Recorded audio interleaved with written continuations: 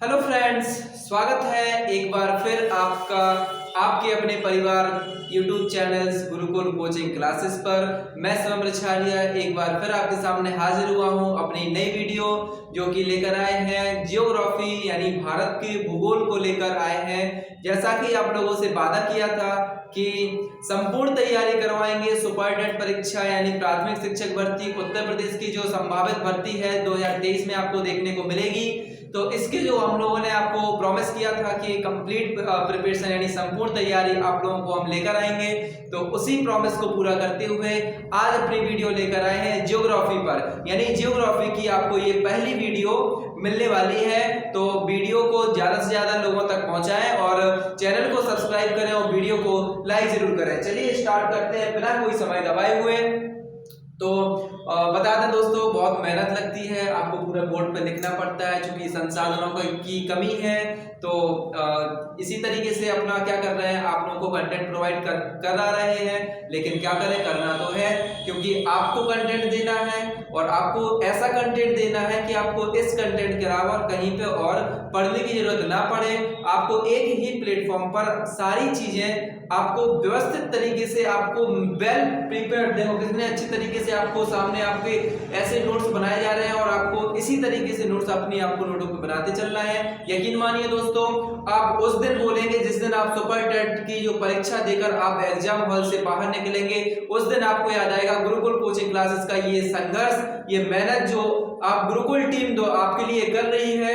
आपको एक best content, आपको एक जेन्युइन कंटेंट प्रोवाइड कराने का जो हम लोगों ने संकल्प लिया है, तो उसको हम लोग यूं ही कंटिन्यू करेंगे। उस दिन आप हम लोगों की मेहनत को अप्रिशिएट करेंगे और सपोर्ट करेंगे। तो आशा करता हूं आप लोग बने रहिए हमारे साथ और वीडियो को पूरा जरूर देखिए, क्योंकि आज हम लेकर आए हैं भारत यानी अपने इंडिया के बारे में एक महत्वपूर्ण जानकारी, काफी रोचक जानकारी, जिसके माध्यम से आपका जो नॉलेज है उसमें गेन तो होगा ही होगा, साथ में आपके एग्जाम के पॉइंट ऑफ व्यू से आपको बहुत ही ज्यादा महत्वपूर्ण साबित होने वाला है। तो स्टार्ट करते हैं अपनी वीडियो में बिना कोई समय गवाए हुए। जैसा कि आपको पता है जो अपना टॉपिक है उत्तर प्रदेश प्राथमिक शिक्षक भर्ती परीक्षा 2023-2024 से रिलेटेड है और इसके लिए जो केवीएस की जो अभी वैकेंसी चल रही है, केवीएस में आपका एग्जाम जो फरवरी और मार्च में जो प्रस्तावित है वो एग्जाम होना है, तो उसके लिए भी काफी महत्वपूर्ण क्लास है। यानी केवीएस के स्टूडेंट्स भी इस क्लास को लेकर अपनी तैयारी को बेहतर बना सकते हैं। तो जो सब्जेक्ट है भूगोल के लिए आए हैं, भूगोल की जो क्लास फर्स्ट है यानी पहली क्लास आप लोगों के सामने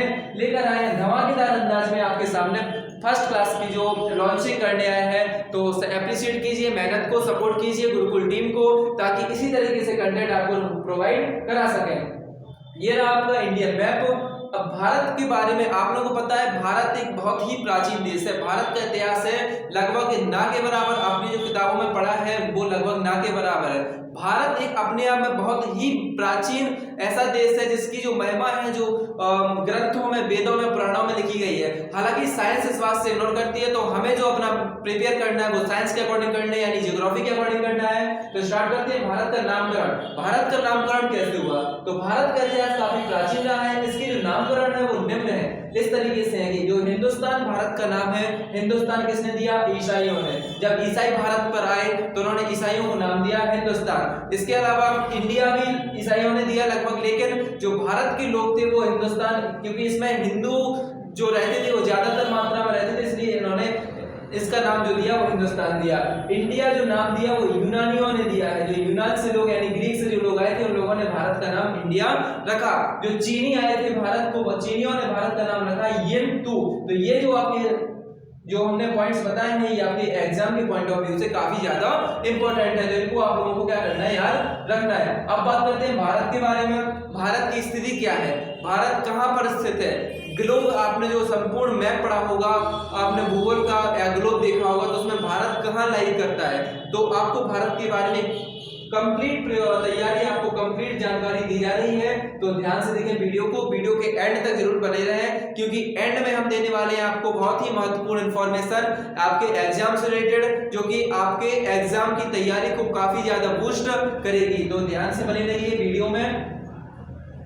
बात करते हैं, भारत जो है उत्तर पूर्वी गोलार्ध में स्थित है। आप लोगों ने सभी ने ग्लोब देखा होगा, ग्लोब जो इस तरीके से रहता है, इस तरीके से ये क्या रहता है, ग्लोब रहता है। अब आपने ग्लोब को देखा होगा, तो ग्लोब में जो होता है गोलार्ध कितने होते हैं? ये होता है देखो उत्तरी, ये होता है पूर्वी गोलार्ध, ये होता है पश्चिमी गोलार्ध, ये होता है उत्तरी गोलार्ध, ये होता है दक्षिणी गोलार्ध। तो जो अपना जो भारत है, भारत उत्तर पूर्वी गोलार्ध में क्या है? स्थित है, यानी उत्तर पूर्वी गोलार्ध, ये वाला जो गोलार्ध है, इस गोलार्ध में हमारा जो भारत क्या है? स्थित है। दूसरा है भारत एशिया महाद्वीप के दक्षिणी क्षेत्र में है। अब महाद्वीप आप लोगों को पता है कि 7 महाद्वीप है, तो जो 7 महाद्वीप में जो सबसे बड़ा महाद्वीप है वो आपका एशिया महाद्वीप है, और भारत उस महाद्वीप के जो कहाँ है? दक्षिणी क्षेत्र में स्थित है। तो भारत कौन से महाद्वीप में है? सबसे पहला क्वेश्चन तो ये है, भारत कौन से महाद्वीप में है? एशिया महाद्वीप में। एशिया महाद्वीप की खासियत क्या है? सबसे बड़ा महाद्वीप, विश्व का सबसे बड़ा महाद्वीप कौन सा है? एशिया महाद्वीप। कहाँ पर स्थित है? दक्षिणी क्षेत्र पर। जैसे एशिया महाद्वीप हमने यहाँ पर देखा, एशिया महाद्वीप है, इसके जो दक्षिणी क्षेत्र है, ये वाला जो क्षेत्र है दक्षिणी, ये पूर्वी, ये पश्चिमी, ये उत्तरी, ये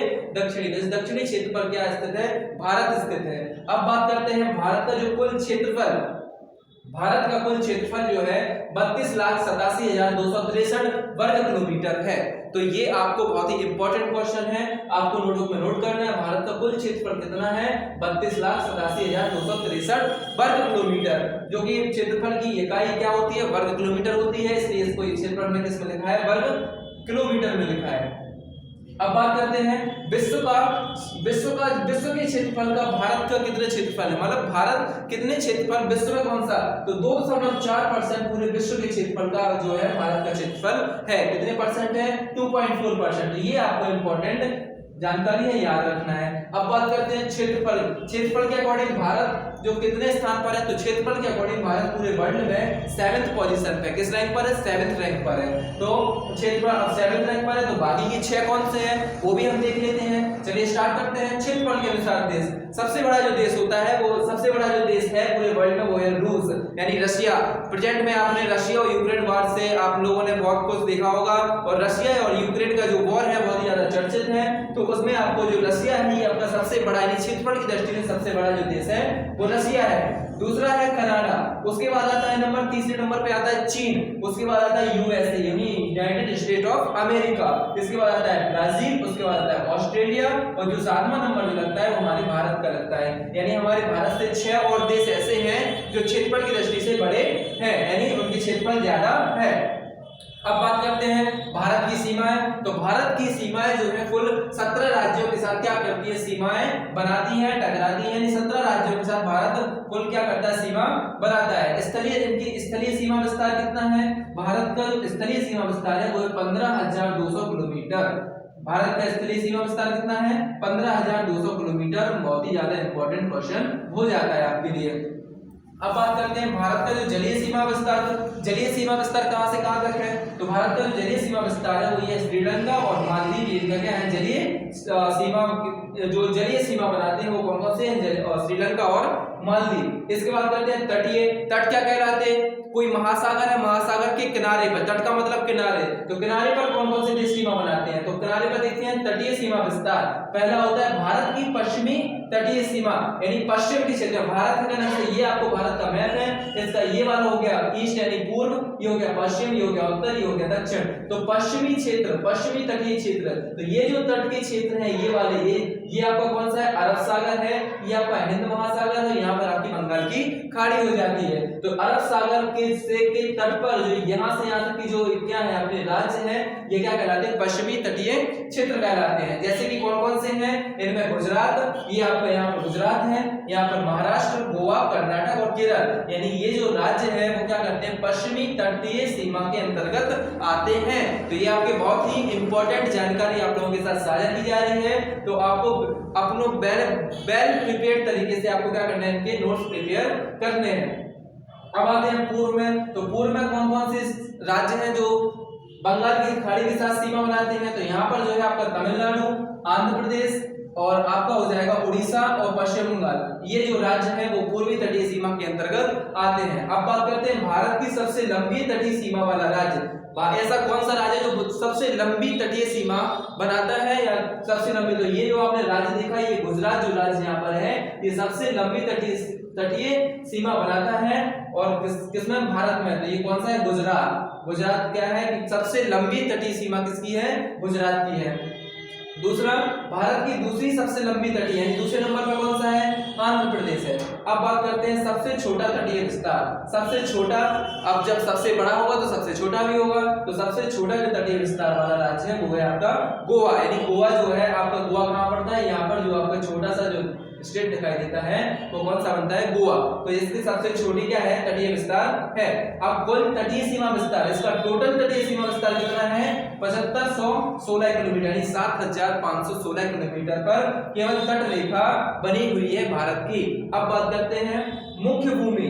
मुख्य भूमि से तटीय विस्तार, तो मुख्य भूमि से तटीय विस्तार कितना होता है?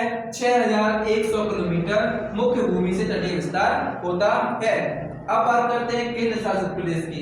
तो केंद्र शासित प्रदेशों के तटीय सीमा विस्तार, तो केंद्र शासित प्रदेश में कहां पर तटीय सीमा विस्तार है? तो यहाँ से आपका हो गया लक्षद्वीप, अंडमान एंड निकोबार द्वीप समूह, लक्षद्वीप, पुदुचेरी और दमन द्वीप, ये आपके क्या है? केंद्र शासित प्रदेश है, इनके साथ तटीय सीमा विस्तार हो रखा है। अब बात करते हैं कुछ इंपॉर्टेंट्स बॉर्डर्स की, यानी सीमा रेखा की। जो भारत जो होता है, आपको पता है भारत के पड़ोसी राज्य हैं, जैसे पड़ोसी राज्य आपका हो गया अफगानिस्तान हो गया, पाकिस्तान हो गया, बांग्लादेश हो गया, चीन हो गया, और इसके बाद इस साइड आएगी तो म्यांमार, भूटान, और ये आपकी जो राज्य देश है ये क्या करते हैं? भारत के साथ सीमाएं बनाते हैं, यानी भारत के ये पड़ोसी राज्य कहलाते हैं। तो अब जब पड़ोसी राज्य है तो ये अपने इनका क्या करेगा? सीमा बनाएगा, और सीमा को क्या करेगा? डिफाइन करेगा।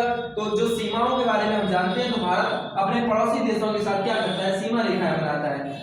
उनमें से कुछ इंपॉर्टेंट जो आपके एग्जाम के पॉइंट ऑफ व्यू से इंपॉर्टेंट है उनको हम देखते हैं। सबसे पहले थी मैकमोहन रेखा, आपने सुना होगा मैकमोहन रेखा। अभी हाल ही में विवाद हुआ था अपना उस पर, चीन से कौन सी रेखा पर हुआ था? वहां पर जो भारत की और चीन के सैनिकों में झड़प हुई थी, तो वो रेखा है कौन सी? मैकमोहन रेखा। अब दूसरा था रेड क्लिफ रेखा। रेड क्लिफ रेखा किसके बीच में है? भारत और पाकिस्तान के बीच में है। फिर आती है डूरंड रेखा। तो डूरंड रेखा जो है भारत और पाकिस्तान और अफगानिस्तान के बीच में सीमा साझा करती है। इसके बाद आती है शून्य रेखा। तो ये जो शून्य रेखा होती है त्रिपुरा और बांग्लादेश के मध्य क्या करती है?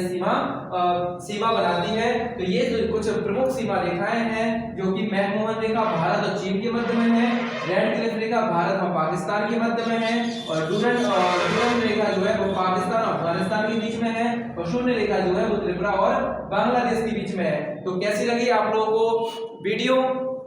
बहुत ही मेहनत लगती है फ्रेंड्स वीडियो बनाने में, क्योंकि जब संसाधनों की कमी हो तो वीडियो बनाना तो बहुत ही बड़ा चैलेंजिंग वर्क होता है। तो इसमें आप लोगों का एप्रिसिएटर, आप लोगों का जो हमें मोटिवेशन मिलता है एक लाइक के थ्रू, कमेंट के थ्रू, तो उसके द्वारा जो आपको हमें मोटिवेशन मिलता है, और उसके द्वारा जो हमने आप लोगों को यहाँ से नॉलेज प्रोवाइड करा रहे हैं, तो ये जो हम लोगों की जो चैनल बन रही है इसको आप रेगुलर करते रहिए, चैनल को आगे बढ़ाते रहिए, और हम लोगों का सपोर्ट यूं ही बनाए रखिए। मिलते हैं आपकी भूगोल की दूसरी क्लास में, जिसमें भारत की कुछ और इंपॉर्टेंट चीजों के बारे में हम जानेंगे।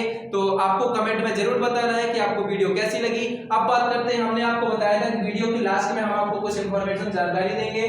तो जो गुरुकुल कोचिंग क्लासेस वो प्रतिबद्ध है आप लोगों की संपूर्ण तैयारी, सुपर टेट की संपूर्ण तैयारी के लिए प्रतिबद्ध है, और जो संकल्प लिया है कि आपको आपके पेपर के पहले आपको संपूर्ण तैयारी आपको गुरुकुल कोचिंग की इस ऑनलाइन प्लेटफॉर्म पर दी जाएगी, चाहे कितनी भी मेहनत हम लोगों को करनी पड़े। तो इसके लिए गुरुकुल कोचिंग क्लासेस लेकर आए हैं शॉर्ट्स के थ्रू आपको डेली 10 जो फैक्ट्स रहेंगे करंट अफेयर के, यानी आपके जो एग्जाम में करंट अफेयर का जो पोर्शन आता है वो आपको करंट अफेयर में डेली 10 ऐसे करंट अफेयर्स के 10 इंपॉर्टेंट टॉपिक पर आपको 10 फैक्ट्स डेली प्रोवाइड किए जाएंगे। तो आप लोगों से रिक्वेस्ट है कि आप शॉर्ट्स को डेली देखिए और वहां से आप करंट अफेयर्स के जो नोट्स हैं उनको प्रिपेयर कीजिए। आप यकीन रखिए और गुरुकुल कोचिंग क्लासेस पर भरोसा रखिए। आपका जो सुपर टेट एग्जाम है आपको एक कम समय में आपको ऑथेंटिक चीजें आपको पूरे यूट्यूब पर कहीं आपको देखने को नहीं मिलने वाली है। तो आपको चैनल को सब्सक्राइब करना है और वीडियो को लाइक करना है। एक छोटे से कमेंट के द्वारा आपको बताना है कि आपको वीडियो कैसी लगती है, ताकि हम लोगों को उससे मोटिवेशन मिल सके। अब बात करते हैं हमारे ऑफलाइन बैच की।